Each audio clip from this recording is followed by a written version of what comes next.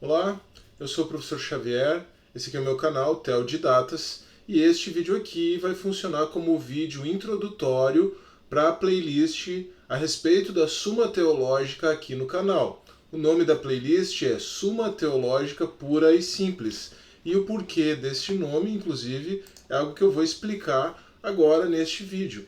Aí então a thumbnail, né, a miniatura do vídeo, vai funcionar como a miniatura da playlist, nosso amigo Tomás de Aquino, ou São Tomás se você preferir, e o título Suma Teológica Pura e Simples. E aí então o meu objetivo aqui neste vídeo é introduzir a playlist, dizer até o porquê do motivo, o motivo desse nome, né, Suma Teológica Pura e Simples, para essa playlist, e apresentar uma visão panorâmica da Suma Teológica. Eu já iniciei os vídeos a respeito da Suma em si.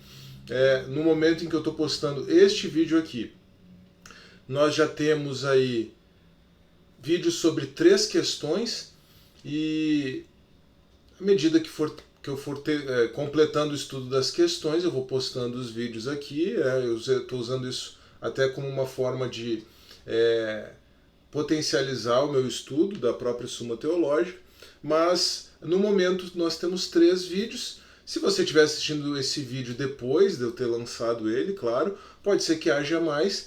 A playlist completa da Suma Teológica aqui do canal vai estar na descrição, vai aparecer na tela final também, e já deve ter aparecido aqui na parte de cima do vídeo o cartão da playlist, tá bom? Mas vamos então avançar aqui, só para a gente entender algumas coisinhas. O Alistair McGrath fala da teologia como um discipulado da mente. Isso ele afirma no seu livro Teologia Pura e Simples. Então, esse estudo da teologia, esse estudo da reflexão teológica a partir da Bíblia em especial, pode ser considerado um discipulado da mente, né? Você coloca a sua mente numa disciplina, e essa disciplina diz respeito a refletir a respeito de Deus, com o objetivo, é claro, de inclinar você para Deus, né? Se a gente deixar de lado o aspecto espiritual, o aspecto devocional, o aspecto do quebrantamento e da humilhação na presença de Deus, nada do estudo teológico vai produzir resultado. Mas se nós aliarmos a devoção, a contrição, o quebrantamento a essa disciplina da mente, os resultados podem ser realmente muito positivos. Há algum tempo eu li também aquele livrinho do Sertilanges, A Vida Intelectual. E o que o Sertilanges fala, resumindo aqui 2 pontos centrais do livro, poderia dizer assim. O primeiro seria a paciência e a disciplina na vida intelectual. Quer dizer, o segredo do desenvolvimento de uma vida intelectual, o segredo de você cultivar uma vida intelectual está em você ter paciência e em você ter disciplina.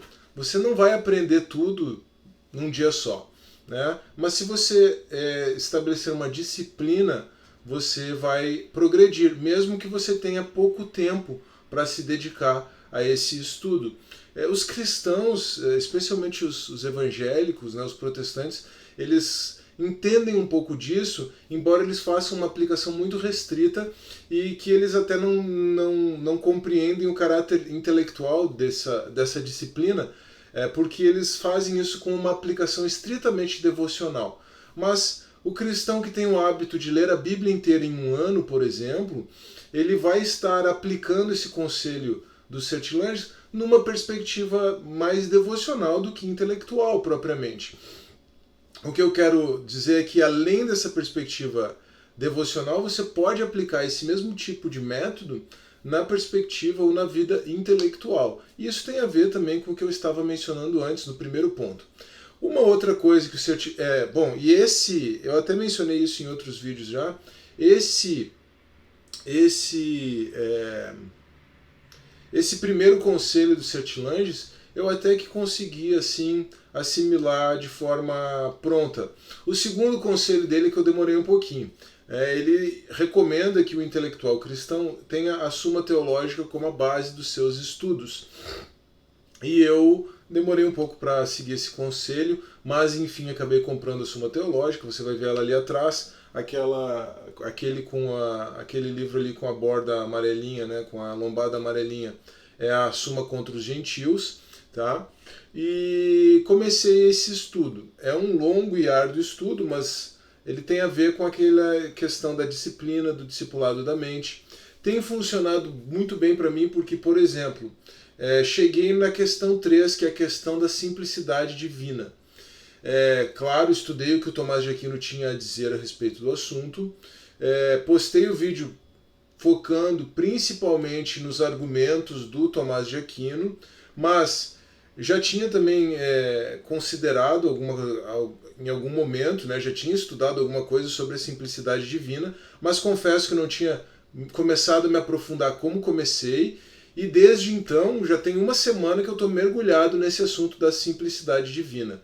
Tá? Até em razão disso e de outras questões, né, de outros compromissos, outras situações da vida, dei uma pausa no estudo da Suma nesse momento. Não estou conseguindo mais ler um artigo por dia como eu estava fazendo, mas o importante é manter a disciplina, manter o foco, mas isso só para dizer que mergulhei na questão da simplicidade divina a partir do estudo da questão 3. Embora o vídeo sobre a questão 3 tenha sido basicamente uma reprodução da exposição do Tomás de Aquino a respeito da simplicidade divina, eu obviamente expandi o estudo do assunto. Tá? Isso tem a ver também com o objetivo que eu estou querendo dar para essa playlist aqui. Por que pura e simples? Porque a Suma Teológica pura e simples tem uma inspiração evidente no C.S. Lewis aqui, né? Claro que, quando eu falo em puro e simples, eu estou tentando contextualizar o estudo, quer dizer, eu tento explicar por que o Tomás de Aquino raciocinava nos termos que ele raciocinava e também vou tentar atualizar. Na questão a respeito da simplicidade divina, apresentei algumas objeções, ainda que de forma introdutória, à simplicidade divina, especialmente as objeções que vão na linha do Plantinga, né? Do Alvin Plantinga, do William Lane Craig, mas não aprofundei.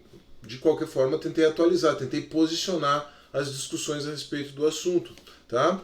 E mais do que isso, ela é pura e simples porque eu estou tentando aqui apresentar um raciocínio complexo de forma simples. Tá? Mas ainda tem esse aspecto, ainda essa qualificação de pura e simples para essa playlist, tem um aspecto do caráter ecumênico da exposição, tá? Ecumênico entre aspas aqui, assim como o C.S. Lewis fez, né, no seu Cristianismo Puro e Simples.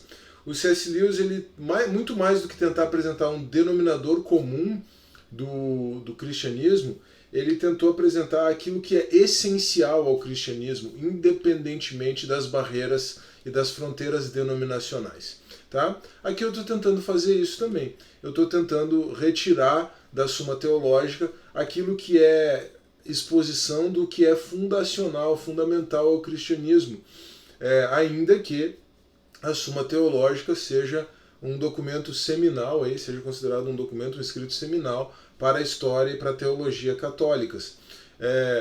De todo modo, o Tomás de Aquino é de um momento, século XIII, né, anterior à Reforma Protestante. Então, nesse sentido, ele não é apenas um pensador católico, mas ele é um pensador cristão. É certo que a Reforma Protestante se voltou muito, os reformadores em si se voltaram muito contra o pensamento tomista, mas isso pode ser compreendido a partir de dois fatores. Tá? Primeiro, o fato de que os reformadores estavam se voltando contra o catolicismo romano naquele momento, e tudo que era predominante no pensamento católico deveria ser objeto de ataque, até por uma questão psicológica, né, deles. O segundo ponto, talvez até mais importante do que esse primeiro, é que os reformadores eles partiram de uma estrutura de pensamento nominalista e voluntarista. Tá? O Lutero, ele era confessadamente um seguidor de Guilherme de Ockham, tá? Um discípulo de Guilherme de Ockham. Então o nominalismo e o voluntarismo de Duns Scoto e Guilherme de Ockham, aqueles padres franciscanos que se opuseram a Tomás de Aquino, entre outras coisas, pelo simples fato de ele ser um dominicano. Essa rivalidade das ordens mendicantes, ela é muito relevante na história da própria teologia do século XIII e XIV, tá? Essa rivalidade das ordens mendicantes não precisa ser compreendida, e o Lutero e o Calvino, em especial, seguiram por esse caminho do nominalismo e do voluntarismo escotista e ocamista, em especial. Tá? Mas isso é uma questão de estudar pressupostos filosóficos, antes até de estudar pressupostos teológicos, é apenas uma observação. Como eu consigo hoje já, com alguma dose de reflexão, alguma dose de disciplina, alguma dose de estudo prévio, fazer essa análise, né, então eu consigo também me aproximar do próprio pensamento do Tomás de Aquino sem necessariamente todo o preconceito que é típico de um protestante nesse assunto. Tá? Então, com isso, eu tento fazer essa abordagem mais ecumênica nesse sentido do cristianismo puro e simples do C.S. Lewis. Tá? Então, esse é o meu objetivo com a Suma Teológica. Você tem, apesar de ter um documento que é tipicamente católico sendo exposto por um protestante, você tem todo esse background, todos esses pressupostos aí na exposição. Tá bom? E agora a gente pode ir para uma apresentação da Suma Teológica em si. Ela foi escrita entre 1265 e 1274, sendo que o Tomás de Aquino faleceu em 1274. Então a gente pode ver duas coisas. O primeiro é que ela é o fruto da maturidade do São Tomás, tá? E a segunda coisa é que ele, inclusive, deixou ela incompleta em termos de publicação, tá? Ele já tinha escrito a parte final, mas ela não tinha sido publicada. Então houve uma publicação póstuma do que a gente chama de suplemento da Suma Teológica. Tá? Ela foi baseada, inspirada na Suma contra os Gentios, que é uma obra anterior do Tomás de Aquino, e que servia a um propósito diferente também. Tá? A gente, partindo da ideia de apologética defensiva e apologética ofensiva, tem um vídeo aqui no canal sobre isso, vou deixar na descrição também. A gente pode entender que a Suma contra os Gentios ela tem uma perspectiva mais de apologética defensiva. Não é exatamente isso, não é 100% isso, porque, por exemplo, o Tomás de Aquino ele trabalha com detalhe as 5 vias, com mais detalhe as 5 vias na Suma contra os Gentios. A exposição das 5 vias, ela na Suma Teológica, embora para quem não é assim um estudioso do cristianismo, aquilo que realmente o pessoal retira do pensamento do Tomás de Aquino sejam as 5 vias, a exposição das 5 vias na Suma Teológica é objeto de uma questão. Você vai ter praticamente uma página sobre as 5 vias na Suma Teológica, tá? Porque o objetivo da Suma Teológica é fazer mais uma apologética ofensiva, no sentido de uma apologética propositiva. Então, embora os argumentos da Suma Teológica, os argumentos das 5 vias, sejam tipicamente de apologética ofensiva, de apologética propositiva, eles não constam, eles não são tão explorados na Suma Teológica, exatamente porque a Suma Teológica ela não precisa convencer alguém da existência de Deus, porque ela se volta para quem já é cristão. Tá? A Suma contra os Gentios ela já tem esse objetivo de convencer as pessoas, os gentios, no caso os pagãos, aqui gentio funciona como sinônimo de pagão, convencer os pagãos a respeito da verdade do cristianismo. E um dos pontos básicos é afirmar a existência do Deus Criador, por isso as 5 vias são mais detalhadas na Suma contra os Gentios. Tá bom? Mas então, o Tomás de Aquino se inspirou na sua argumentação realizada na Suma contra os Gentios, que se voltava para convencer os pagãos da verdade do cristianismo, e aqui ele desenvolveu um trabalho na Suma Teológica de resumir a teologia cristã. Resumir talvez seja seja uma palavra um pouco fora de contexto para um livro que tem 7.000 páginas. Expor a teologia cristã assim, de uma forma mais... 7.000 eu acho que não, 7.000 depende da versão. Essa minha aqui vai ter o quê? Mas que deve ter umas 4.000 páginas, deve ter tranquilamente 3.000, 4.000 páginas. Porque essa versão, as páginas são divididas em 2 colunas. expor a teologia cristã para aqueles que estão realmente interessados em estudar o cristianismo, se aprofundar no cristianismo. Até o objetivo da Suma é que fosse um estudo introdutório para quem está iniciando seus estudos, né? Veja só como os tempos mudam, né? Mas enfim, a partir desse propósito, né, desse objetivo, a Suma Teológica tem a seguinte estrutura, que pode ser considerada uma estrutura cíclica. Tomás de Aquino começa trabalhando a pessoa de Deus, da pessoa de Deus ele passa para a criação, da criação ele passa para o homem, do homem ele passa para o propósito de Cristo, do homem ele passa para o propósito do homem, do propósito do homem ele passa para Cristo como o meio pelo qual o homem pode se voltar a Deus. Aí então depois tem a consideração dos sacramentos, como a expressão física desse retorno do homem a Deus, e aí ele fecha esse ciclo começando com Deus, voltando para Deus. Tá? A estrutura da Suma Teológica é a seguinte: ela é dividida em partes, questões e artigos. Tá? Então, a Suma Teológica ela tem partes, questões e artigos. Você vai ver que ela tem 3 partes, mas ali são 5 livros, né? Então 5 volumes. Nós vamos ter uma subdivisão aí dentro também, tá? Mas as 3 partes são divididas em 612 questões e nós temos aí 3.125 artigos na Suma Teológica, tá bom? Qual é a estrutura dos artigos antes de falar da estrutura das partes? Então veja que a menor unidade da Suma Teológica é um artigo. Os artigos juntos formam questões, as questões juntas formam partes, né? Partes, questões, artigos.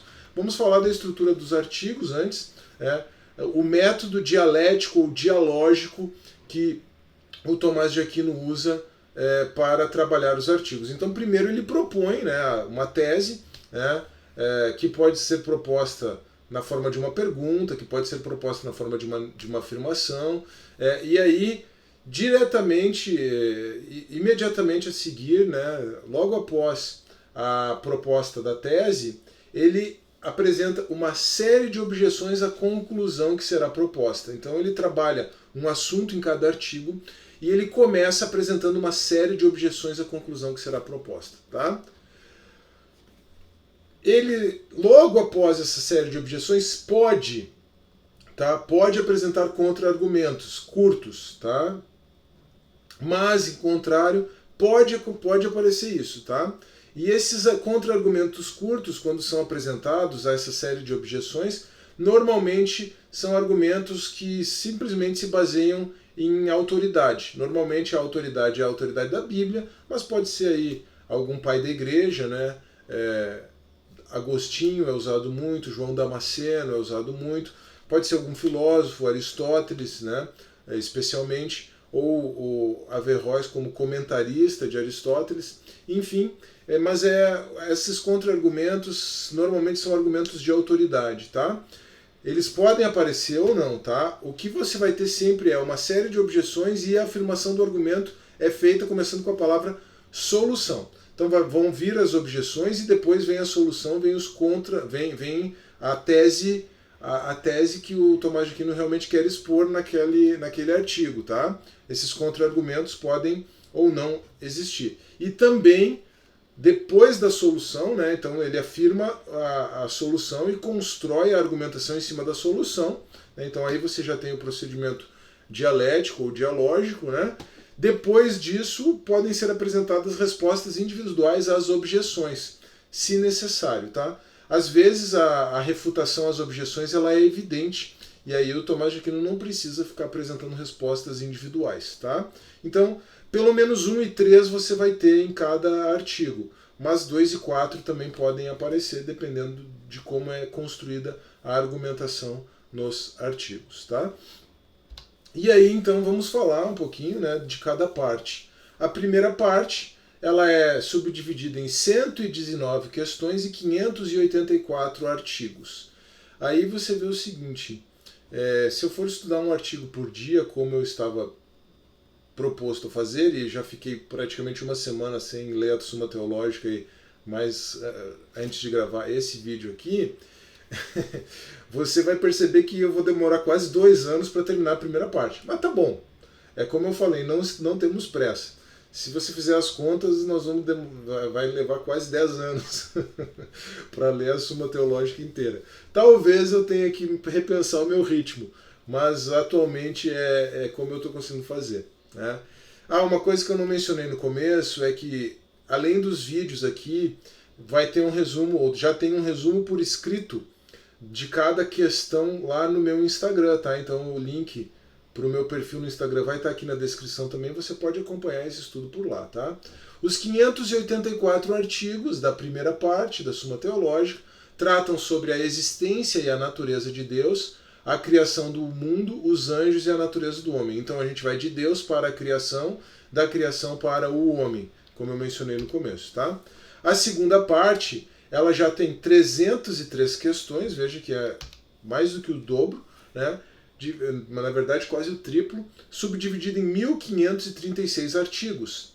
Mas a segunda parte ela é dividida em duas subpartes, tá? Então a gente tem 2 volumes tratando da segunda parte. E esses volumes são chamados de primeira da segunda e segunda da segunda, né?